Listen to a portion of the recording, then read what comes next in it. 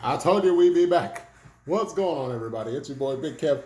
Kevin's Corner comes to you live from Kevin's Corner. When you're done with them educated fools, come to the corner where it's cool. Welcome to week 2 of the NFL. We have the Thursday night game on tonight. The Battle of Ohio, if you will, and the battle of two former number 1 overall draft picks. Cleveland Browns versus the Cincinnati Bengals. Your final score.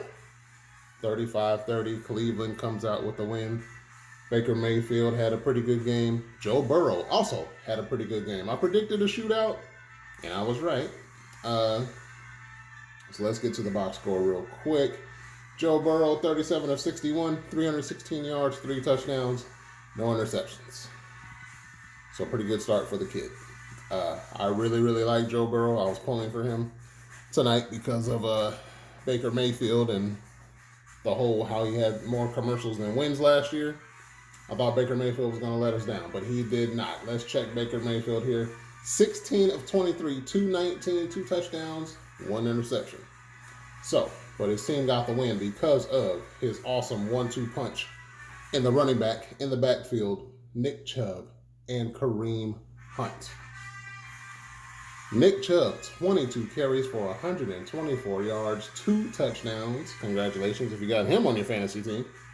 And Kareem Hunt, 10 carries, 86 yards for 1 touchdown. The 1-2 punch pulled it out in the end for the Cleveland Browns. So they go to 1-1. The Bengals are 0-2.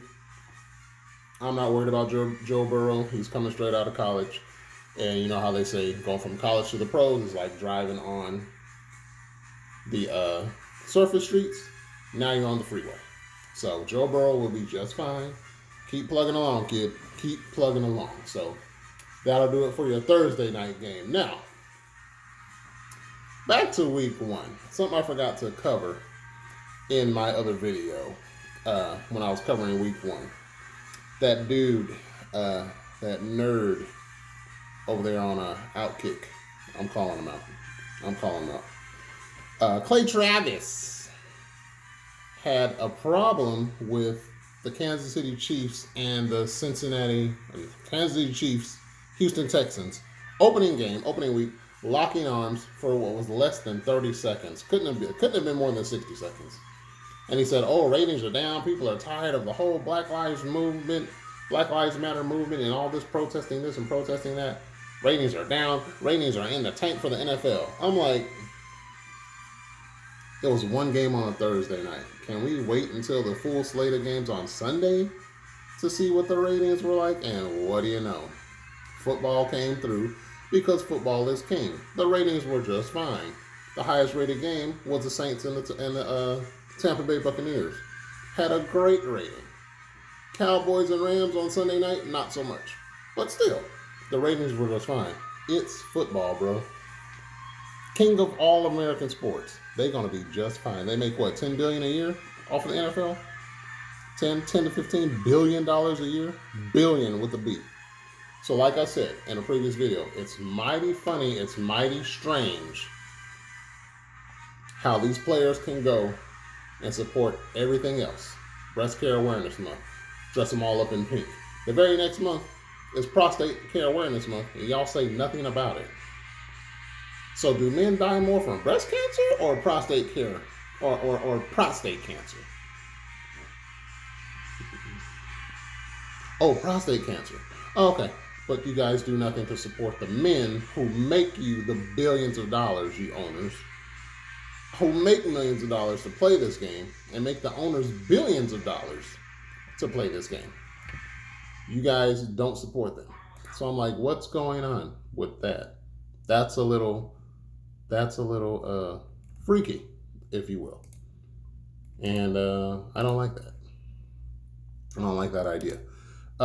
So, Clay Travis, you need to shut up. You were wrong.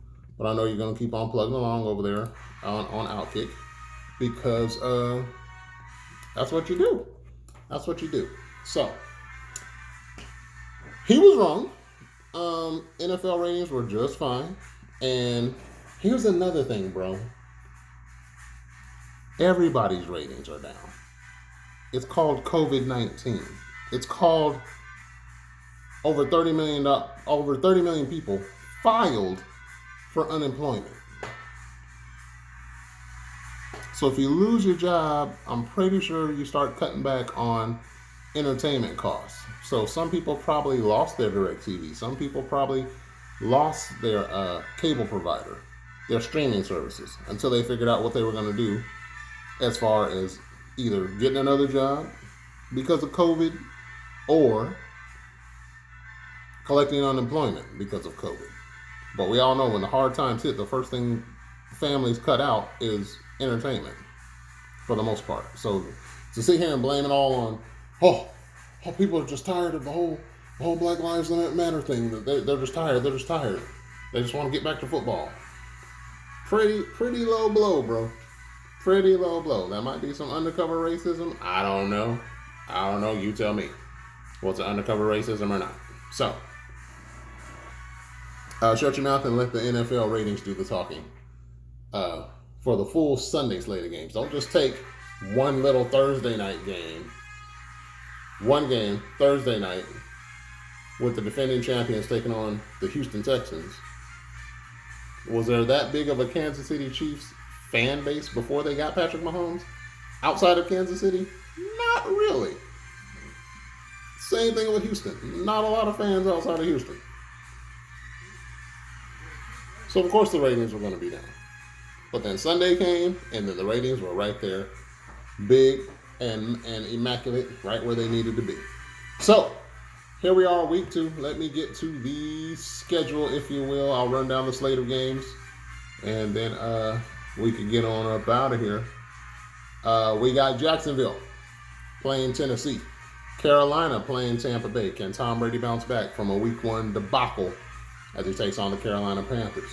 The Pittsburgh Steelers playing the Denver Broncos. That's another thing I missed out on.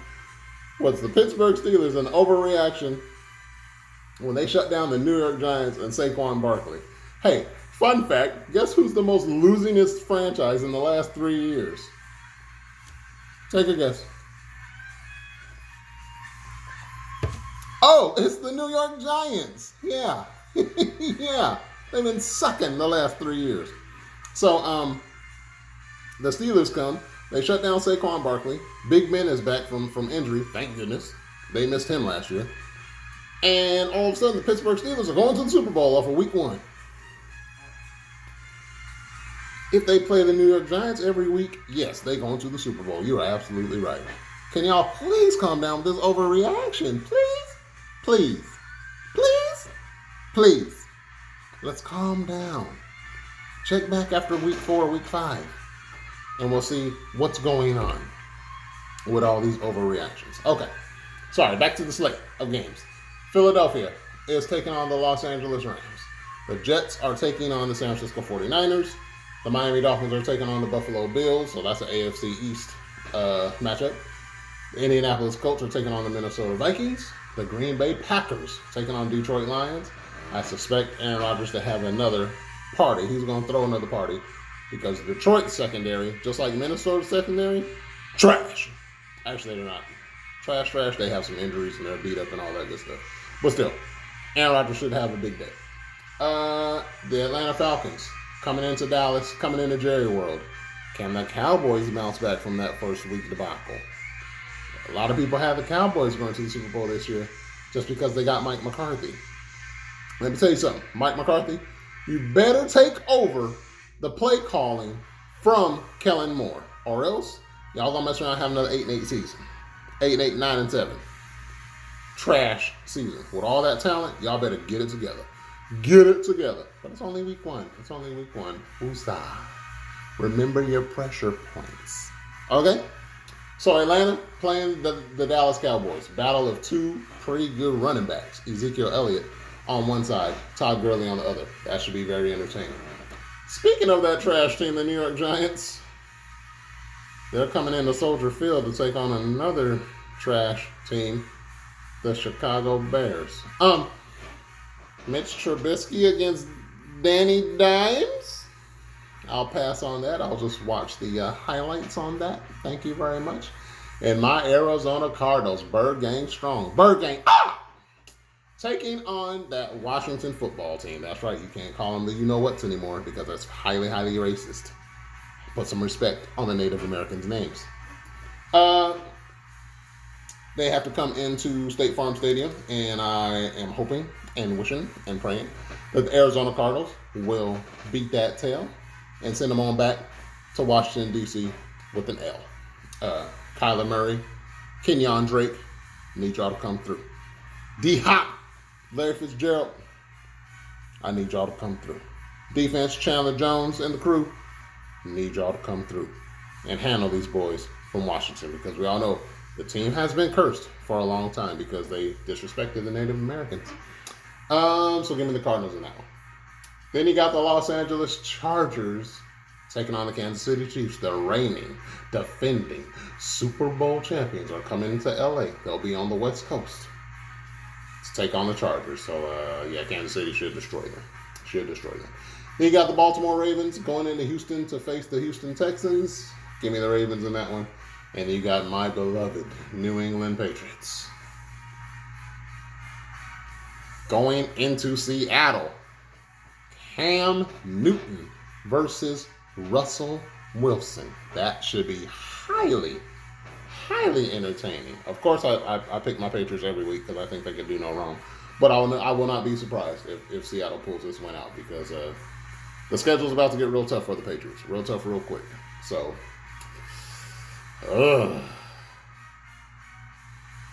what the heck? Give me my Patriots in the upset going into Seattle. So, what are your thoughts on that? Hold on. Is there a Monday night game? There is. And in the Monday night game, the New Orleans Saints go into Las Vegas to open up that new stadium. The Las Vegas Raiders. I know it sounds weird coming off the tongue. We're going to have to get used to it. But the Who Dat Nation, Drew Brees and them boys, coming into Las Vegas to take on the Raiders. And both teams looked really good in week one. So this should be a highly entertaining matchup. So, let me know what you guys think. Kevin's Corner. Who you got? Do you think old boy over there Outkick was tripping? Or do you think he had a point? Talking about the NFL is too political. It's funny how it gets too political when it's finally time to stand up for black people. I find that mighty odd. Mighty odd. That's a head scratcher, knee slapper, if you will. So, y'all know the drill. Hit the like button on the way in. Hit the subscribe button on the way out. Tell at least 3 friends about me. And we are officially into week 2, baby. Hopefully I will get another win in my fantasy league. I will let you guys know how that goes. I got a tough matchup this week. So we'll see how that goes. So, when you're done with them educated fools, come to the corner where it's cool. Kevin's Corner. Love you. See you on Sunday.